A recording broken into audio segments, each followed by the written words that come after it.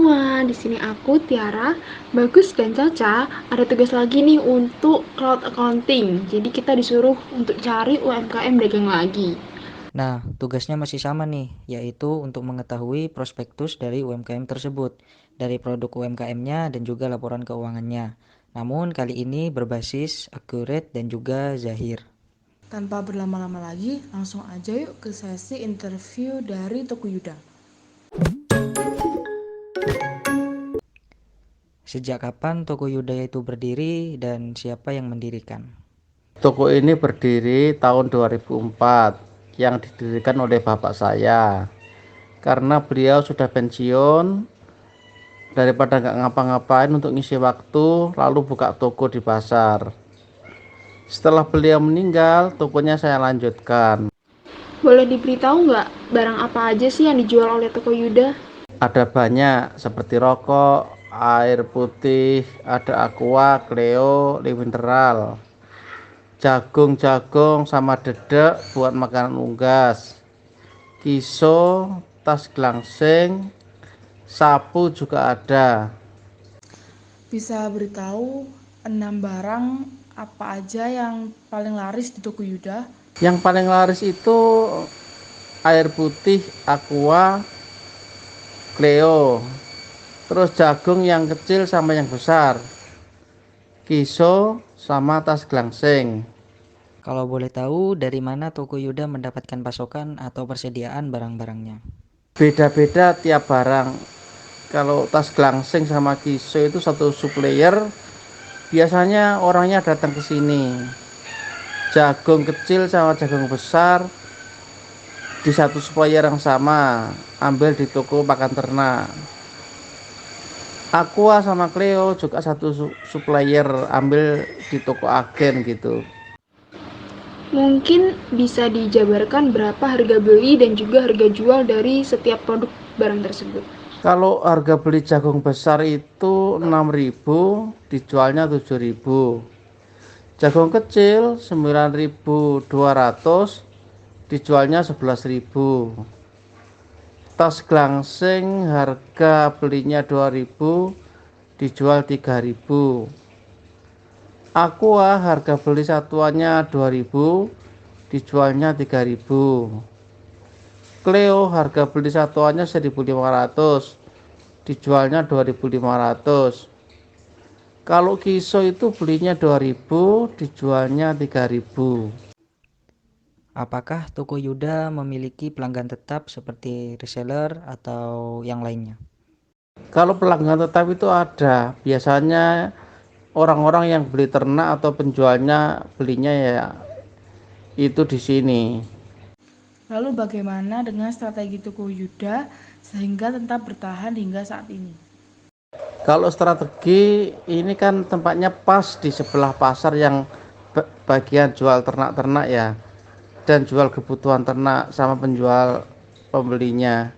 Jadi lebih ke tempatnya, jadi strategis. Kalau kami boleh bertanya, bagaimana Toko Yuda ini mencatat laporan keuangannya? Kalau mencatat laporan keuangan masih manual sih, di buku gitu. Apakah kami boleh mengetahui bagaimana transaksi yang terjadi selama bulan Mei 2022?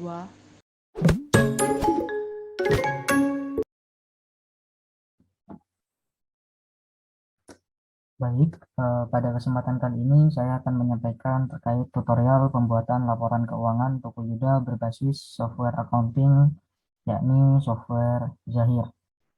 Langkah pertama yang kita lakukan adalah membuat database awal, di mana di sini saya sudah melakukan hal tersebut dan membuatnya terlebih dahulu, di mana database ini berisikan identitas dari toko Yuda itu sendiri. Setelah kita membuat database, di sini kita lanjut pada tahap pembuatan data nama customer dan juga vendor. Di sini kita tinggal klik data nama alamat, lalu kita klik tambah baru, dan isikan data yang ingin kita masukkan sesuai data yang kita punya. Sebagai contoh di sini, Toko Yuda memiliki customer atau pelanggan dari A hingga F, dan juga memiliki vendor atau supplier dengan jumlah 3 supplier. Jadi cara mengisinya adalah kita dengan mengklik add data, atau di sini saya contohkan melalui pelanggan A. Lalu kita isi ID dengan nama atau kode customernya, lalu nama pelanggan, lalu kita pilih personal karena pelanggan ini berbentuk perseorangan, dan juga mengisikan alamat dan catatan. Lalu kita klik rekam. Nah, untuk supplier masih sama caranya. Ini kita mengisikan nama suppliernya dan juga kodenya. Lalu jenisnya kita ubah di sini menjadi company. Lalu kita klik rekam. Langkah selanjutnya, setelah kita melakukan mengisi data nama, alamat customer dan juga supplier, di sini kita akan mengisi data produk, yakni mengenai data produk apa saja yang dijual. Kita masuk kepada menu data produk dan lalu kita klik tambah data.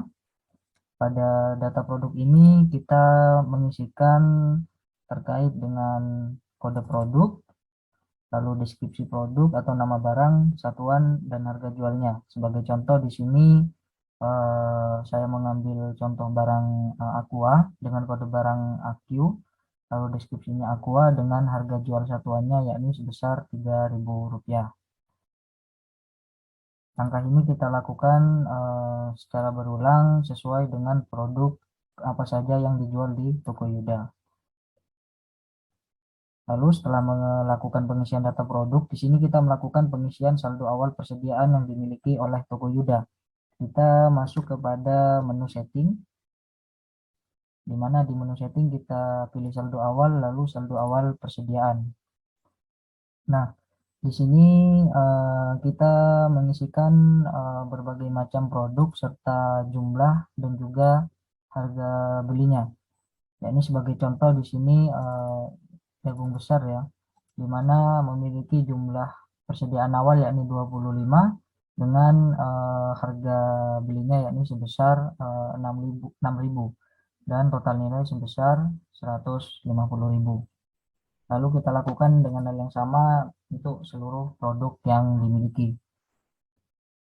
Kemudian langkah selanjutnya yakni kita melakukan memasukkan data terkait dengan transaksi-transaksi yang terjadi selama satu periode, di mana di sini kelompok kami menggunakan timeline 1 bulan.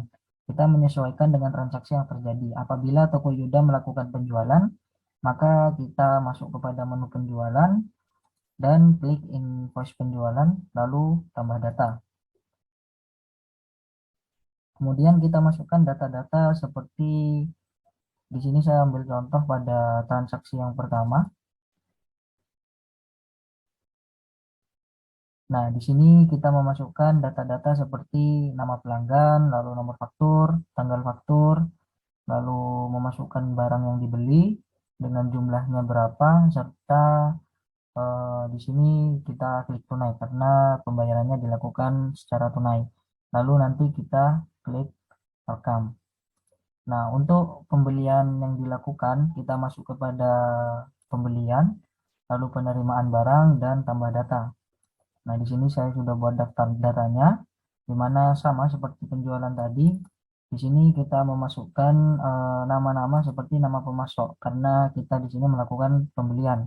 Lalu nomor pembelian, tanggal faktur, barang-barang yang dibeli, jumlah yang diterima, serta tanggal pengiriman dan juga klik tunai. Lalu nanti kita klik rekam. Nah, setelah semua transaksi dilakukan, di sini kita bisa melihat record pada masing-masing grafik, di mana di sini terdapat pembelian di masing-masing tanggal berikut. Lalu untuk penjualan bisa kita lihat juga terjadi penjualan selama periode atau tanggal-tanggal berikut. Selanjutnya kita menuju pada hasil laporan, di mana kita masuk kepada menu laporan. Di sini terdapat 3 laporan keuangan yang akan kita download, yakni laba rugi standar, lalu ada neraca standar, dan juga pada buku besar. Di sini kita akan mendownload daftar jurnal semua transaksi. Untuk cara downloadnya sendiri, di sini saya ambil contoh daftar jurnal semua transaksi. Kita double klik, lalu kita mengisikan tanggalnya, lalu kita klik OK. Nah, di sini akan muncul terkait dengan jurnal transaksi yang telah kita lakukan. Untuk mendownloadnya, kita klik export di bagian kiri bawah di sini. Lalu kita memilih jenis atau tipe file apa akan kita download. Di sini saya pilih PDF. Lalu kita pilih all, OK. Dan kita langsung pencet save. Baik, mungkin itu saja terkait dengan pembuatan laporan keuangan Toko Yuda berbasis software Zahir. Sekian, terima kasih. Baik, selanjutnya saya akan menyampaikan laporan keuangan berbasis software accounting. Nah, di awal kita harus membuat database terlebih dahulu yang berisi identitas dan saldo-saldo awal. Di sini saya sudah membuat database dari Toko Yuda. Setelah membuat database, kita isi supplier dan pelanggan. Di sebelah kiri terdapat kolom daftar, lalu ada pemasok dan pelanggan. Di sini saya akan mengisi supplier terlebih dahulu. Nah, jika di sini sudah terdapat 3 supplier, jika kita ingin menambah supplier baru, kita klik baru di sebelah sini. Lalu jika kita ingin mengubah supplier sudah ada, kita klik ubah sini, atau mungkin kita bisa klik 2 kali langsung. Nah, lalu klik OK. Nah, tapi jangan lupa untuk perbarui agar supplier yang sudah kita ubah ataupun yang kita tambahkan tadi terlist atau terdapat di sini, keluar. Intinya keluar dari di sini. Nah, untuk pelanggan sama juga seperti saat kita mengisi supplier. Kalau ingin menambah supplier baru, klik baru. Jika ubah, kita bisa klik ubah atau klik 2 kali. Sini, atau jika kita ingin menghapus, bisa klik hapus di sini atau klik kanan lalu hapus.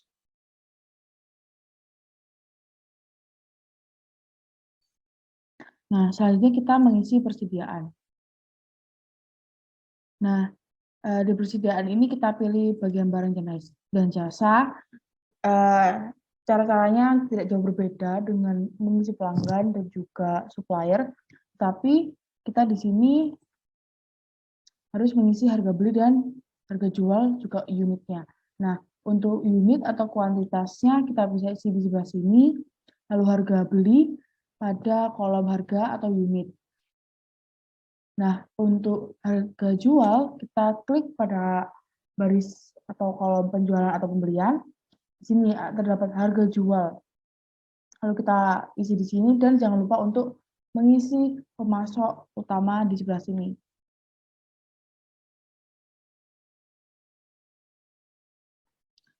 Nah, selanjutnya kita akan mengisi pembelian. Di sini kita klik pembelian. Kita pilih supplier yang mana yang ingin kita beli. Lalu jangan lupa untuk mengisi invoice date dan ship date-nya. Nah, di sini kita jangan lupa juga untuk mengisi invoice number-nya. Jika sudah, kita klik simpan dan baru jika ingin menambah pembelian baru lagi atau simpan dan tutup. Saldonya yaitu penjualan. Nah, penjualan ini tidak jauh berbeda dengan pembelian. Jadi kita pilih tanggalnya terlebih dahulu, lalu pelanggan mana yang akan membeli. Misal saja dari pelanggan A, lalu membeli Cleo. Nah, ini langsung di-enter saja. Jadi biar next begitu. Kuantitasnya misal 3. Lalu kita enter. Nah, enter lagi untuk menambah barang yang baru. Misal membeli tas gangsing 1. Kita enter lagi. Nah, enter di sini. Kalau semisal pelanggan itu membeli secara tunai, langsung klik saja bayar. Nah, di sini rubah tanggalnya, lalu simpan dan tutup. Nanti kita akan kembali ke halaman sebelumnya, yaitu halaman ini, dan simpan dan baru jika kita ingin menambah penjualan yang baru atau simpan dan tutup.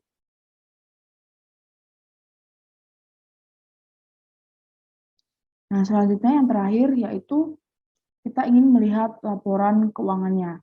Jadi kita bisa lihat di paling atas ini ada laporan, lalu daftar laporan. Nah, kelompok kami akan melihat 3 laporan keuangan, yaitu neraca standar, laba rugi standar, dan juga keseluruhan jurnal. Nah, neraca standar dan laba rugi standar terdapat di bagian laporan keuangan, sedangkan keseluruhan jurnal terdapat di buku besar. Misal kita ingin melihat keseluruhan jurnal, klik 2 kali. Nah, ini dari sampai dengan, karena kelompok kami mencatat selama 1 bulan, di bulan Mei tahun 2022, kita klik di sini, dari pilih tanggal 1 sampai 31 Mei. Klik OK, lalu akan terlihat keseluruhan jurnal dari Tokuyuda. Nah, jika kita ingin menyimpannya, kita klik di sini simpan, lalu kita pilih, kita tuh mau pakai format yang seperti apa. Di sini saya ingin menggunakan format PDF. Lalu kita klik OK. Nah, kita bisa pilih file kita tuh mau disimpan di mana dan juga namanya seperti apa. Karena di sini saya sudah menyimpan, jadi saya klik cancel. Begitu juga dengan 2 laporan yang lainnya, yaitu neraca standar dan juga laba rugi standar. Kita rubah di sini 1 Mei. Klik OK, dan keluar neraca standarnya. Kalau kita ingin simpan, klik simpan di sini. Selanjutnya yaitu laba rugi standar. Nah, dari kita pilih 1 Mei sampai 31